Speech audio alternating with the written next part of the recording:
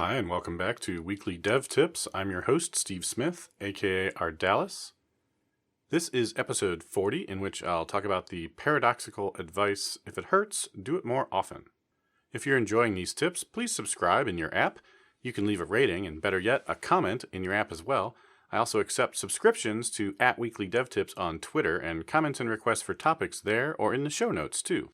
Thanks for all your support. If it hurts, do it more often.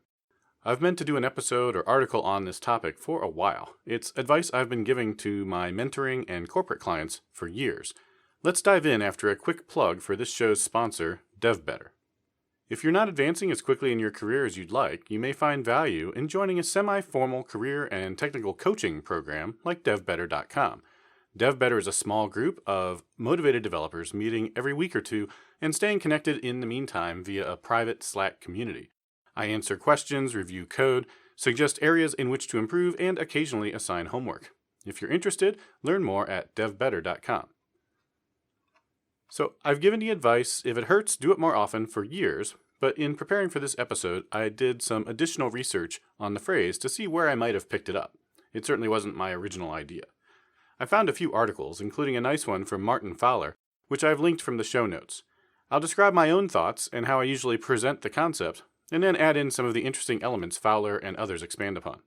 If it hurts, do it more often. On its face, this phrase makes no sense at all. Putting your hand on a hot stove hurts, so should you do that more often? Of course not. The advice applies to business and software processes, and the implied context is that whatever it is, it's something that you need to do as part of your process. You'll find that a list of painful but necessary activities involved in shipping working software includes almost every step of building software. Compiling, integrating, deploying, installing, debugging, testing. Pretty much all of these activities are much more difficult and painful if you try and do them rarely, compared to if you try and do them all the time. So, if you find yourself looking at your process and making decisions in order to minimize how often you perform some necessary part of that process because it's painful, I'm going to go the other way and say do it more often, not less. There's a scene in a Tom Clancy story, Clear and Present Danger, in which Jack Ryan's in a briefing with the president, who's having to deal with some scandal involving a friend of his. The president's team are all advising him to distance himself from his friend, but Jack speaks up and advises just the opposite. Instead of distancing, go the other way. If the press asks if you're friends, tell them no, you're lifelong friends. Don't give them anywhere to go with it. Everyone is aghast at this advice, but of course the president takes the advice and presumably it works out well for him. I feel just like Jack Ryan when I'm giving the counterintuitive advice of doing things more frequently despite how painful they are. It's only natural to minimize pain, and the obvious approach is avoidance. But this just increases how much pain there is when the task must eventually be performed. When you force yourself to do part of your process more frequently, the pain decreases dramatically. There are several reasons for this. The tasks become more familiar. You gain proficiency. You haven't forgotten what you did last time, and there's been less time to add scope and complexity between steps. All of these natural effects of putting less time between repetitions of the task result in less pain. There are also steps that your team will almost certainly take to reduce pain, like automation. If you have a painful task that you do twice a year, it's almost certainly not worth automating. The effort involved in automation will only be recovered a couple of times per year. But if you are performing that same task every month, or every week, or every day, it very quickly starts to make sense to automate the parts of that process that you can. And once it's automated, the pain drops dramatically. A client I work with used to have very painful deployments. They would only deploy every month or two, and doing so was always a big source of pain for the whole team. Many team members would come into the office at 4 a.m. on a weekday to get ready for the deployment. The goal was to complete the testing and the deployment before their customers would come into the office that day and start using the application. There were a lot of QA and dev team heroics. Most of the time, the deployment wouldn't be 100% successful, and often 2 to 3 or more small additional deployments would be required to address issues that had been discovered in production. In discussing this problem, my recommendation was, wait for it, to deploy more often. Nobody was really excited by this notion, least of all the team members who were getting up at 4 a.m. for these deployment days. I decided to bet on my recommendation with data. The team didn't have a fixed deployment schedule, so there was enough variability that we could capture some statistics and draw some conclusions. For instance, I had the team start tracking the number of days since the last deployment and the number of bugs found post-deployment.